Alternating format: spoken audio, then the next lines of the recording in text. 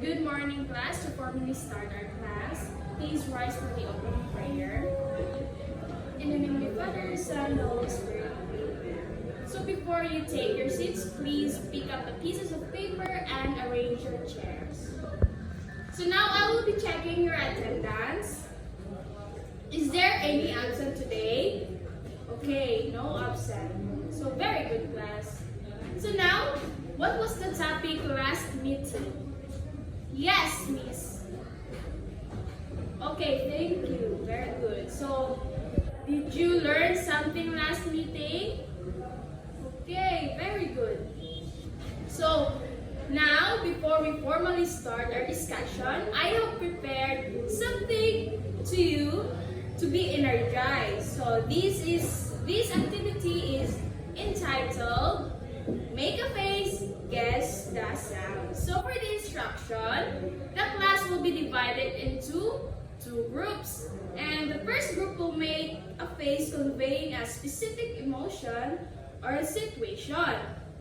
Now the other group will guess the sound associated with that face. So let's get ready. Okay.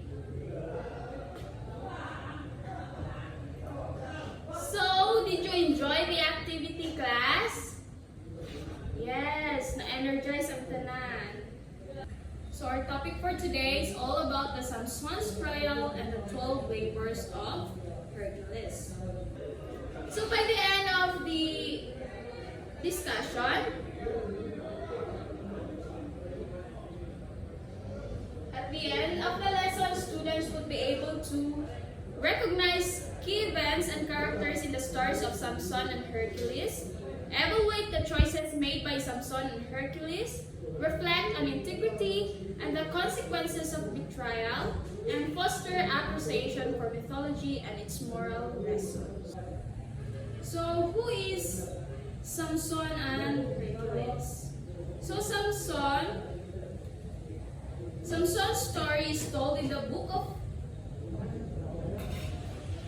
Samson's story is told in the book of Judges in Hebrew Bible. So his trials are less about completing specific tasks and more about his struggles with his own weaknesses, his relationship with God, and his conflict with the Philistines. So first trial of Samson is the lion. So Samson encounters a lion on his way to visit a Philistine woman he's been promised in marriage. He tears the lion apart with his bare hands, demonstrating his superhuman strength for the first time. So, first time ni Samson na nakig-away. And this event foreshadows his later exploits and the source of his power. So, this is the lion that Samson kill with the use of his hands. Next, the riddle. So the riddle, Samson proposes a riddle to the Philistines at his wedding feast. So challenging them to solve it within 30 days.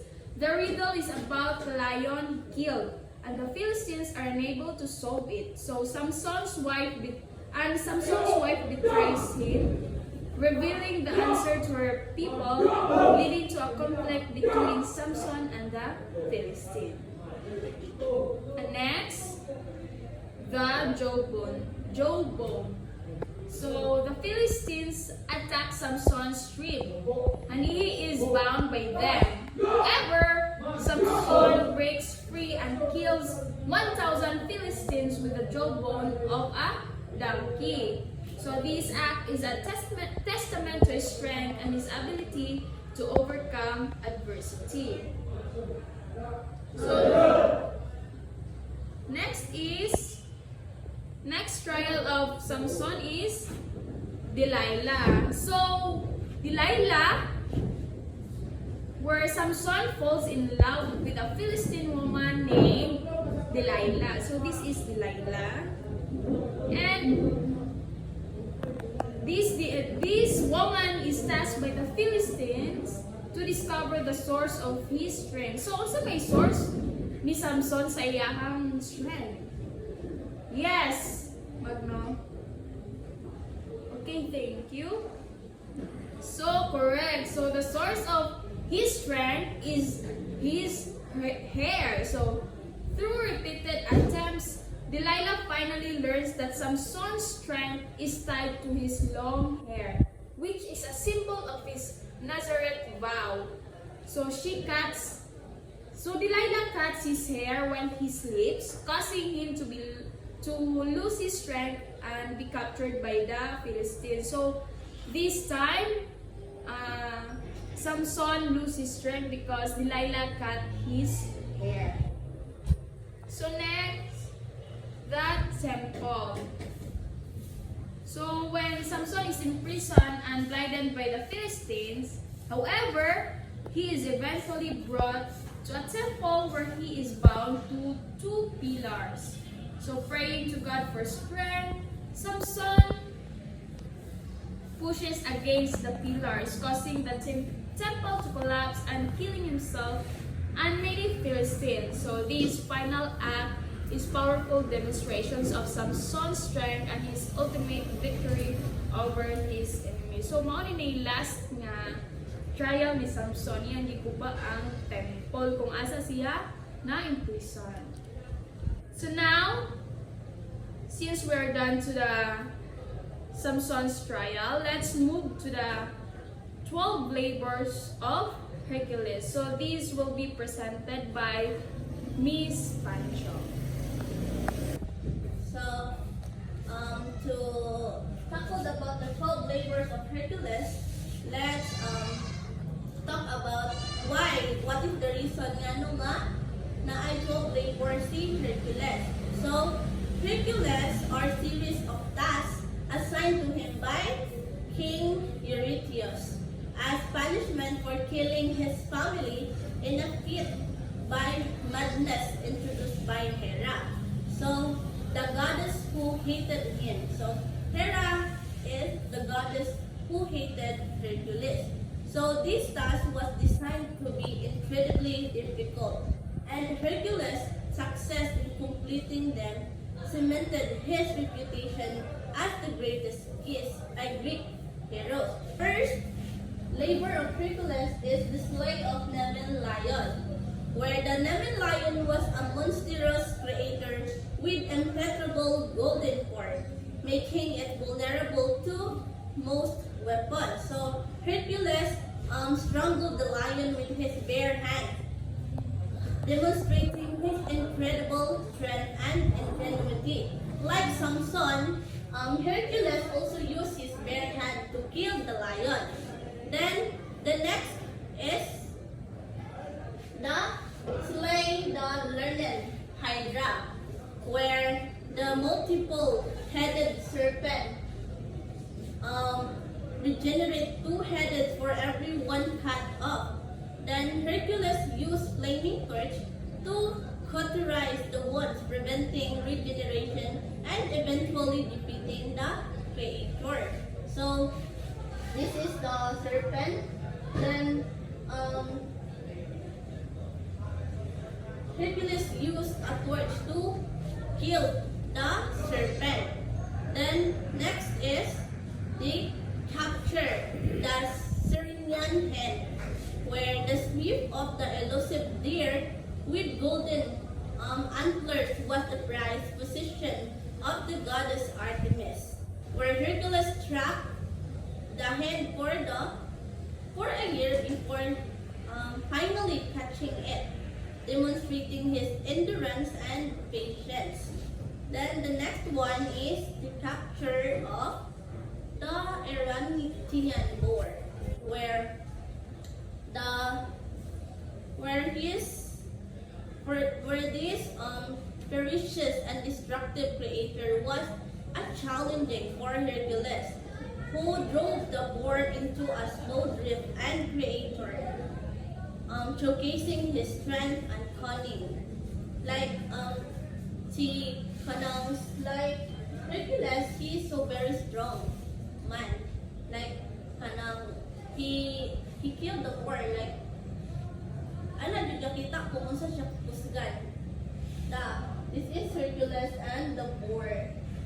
Then the next one is the slay the Cephalian birds, where the birds had metallic feathers, and were known to be the man-eating creator. So Hercules received help from Athena. So Athena gave him bronze clappers to frighten the birds into flight, then making them vulnerable to his arrows. So Athena helped Hercules to kill this creator because the bird has a metallic feathers.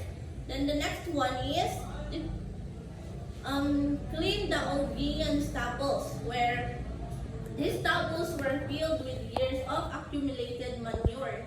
Then Hercules diverted 2 rivers through the stubbles, cleaning them in a single day, demonstrating his cleverness and problem-solving skills. Napod ka ng sakuan pa, taas o huna-huna si Hercules, kay nakakita din siya paagi kung paunsa ma-solusyonan ka na nga river. Then the next one is the capture the Cretan bull. This powerful and animated creator was wreaking havoc of the islands of Crete. So Hercules wrestled the bull into submission, showcasing his strength and dominance over the creator. Like, makita din nato kung saan din kaisog si Hercules. Then the next one is the steel, the mares of Diomedes. So these mares were fierce and consumed human flesh. Hercules killed King Diomedes, fed him to his own horses to calm them, then brought the horses back to King Eurystheus. So that king was may nagsubo ni Hercules. So then the next one is to obtain the girdle of Hippolyta. So this letter belt was a symbol of authority worn by the queen of the Amazon. So Hercules either fought the Amazons to obtain the girdle or convince Hippolyta to give him willingly. So depending on different version of the myth. Then the next one is to capture the cattle of Prion. So these cattle were guarded by Orpheus, or a 2-headed dog. Then this is the dog, the 2-headed dog, and Eurytion, Gerion's herdsman. So Hercules had to travel to the far western edge of the world to reach the islands of Erythea, where Gerion lived. Then the next one is to steal the apples of Hesperides. So these golden apples were a gift from Gaia to Hera, and were kept into the garden of Hesperides. So guarded by the nymphs. So Hercules tricked Atlas into retrieving the apples while he held up the heaven, so making it possible for him to obtain the apples. So this is the apples. This is the golden apples where Hercules want to steal it. So the last one is they capture Cerberus. So this 3-headed dog guarded the gates of the underworld, preventing the living from interring the dead from living. So Hercules received permission to enter from gods to enter the underworld and managed to overpower and capture Cerberus, bringing him to King Eurystheus before returning him to the underworld. So it is very important to note the different version of this myth exists, and some details may vary. So, however, the core elements of each labor remain consistent, demonstrating Hercules' incredible strength, ingenuity, and demonstration. So class, do you have any question? So, okay. So to test your knowledge about our topic, I will ask some of you to understand or to test your knowledge about our topic. So, I have a question here. First, his story is told in the book of Judges in the Hebrew Bible.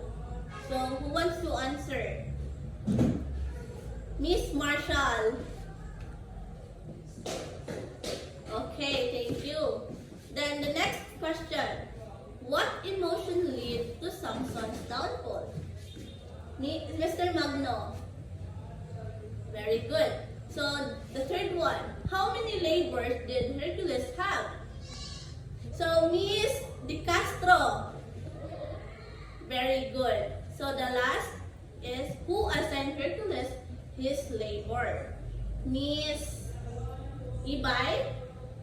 Okay. So, for the generalization, the trials of Samson and Hercules exemplify the themes of strength, resilience, and struggle between personal loss and external challenges. So both characters face formidable and adversities that test their abilities, whether through physical battles or moral dilemmas. So Samson's story illustrates the consequences of personal weakness and betrayal, highlighting the importance of faith and divine strength in overcoming struggles. His ultimately sacrifice reflects a complex interplay between power and vulnerability. So Hercules, on the other hand, embodies the hero journey through the competition of arduous labor that requires not just strength but also ingenuity, perseverance, and cunning. Each labor represents a unique challenge that reinforces the idea that true heroism is not only about physical prowess, but also about problem solving and resilience in the face of overwhelming odds. So, for your assessment, I will give the time for Miss Rasa. So for the assessment, get 1/4 sheet of paper and I will dictate the questions. So are you ready, students? Okay. But before that, I will give you 1 minute to open your notes and we will formally start our assessment. Okay, so 1 minute is done. So, first question. In which biblical book is Samson's story found? Number 2. Who is the goddess who hated Hercules? Who is the goddess who hated Hercules? Number 3. What animal did Samson kill with his bare hands? What animal did Samson kill with their bare hands? So, number 4. What was the source of Samson's strength? What was the source of Samson's strength?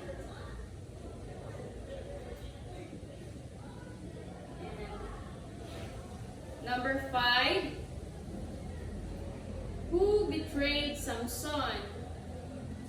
Who betrayed Samson? And for Number 6 to 10. Describe the trials of Samson and the 12 labors of Hercules. So 2 minutes only.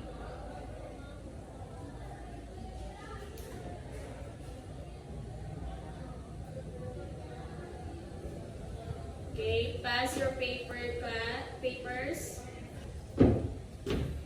So for your assignment, read and study in advance the next topic. So, the class, please rise for the closing prayer. In the name of the Father, the Son, the Holy Spirit. Thank you and goodbye, class.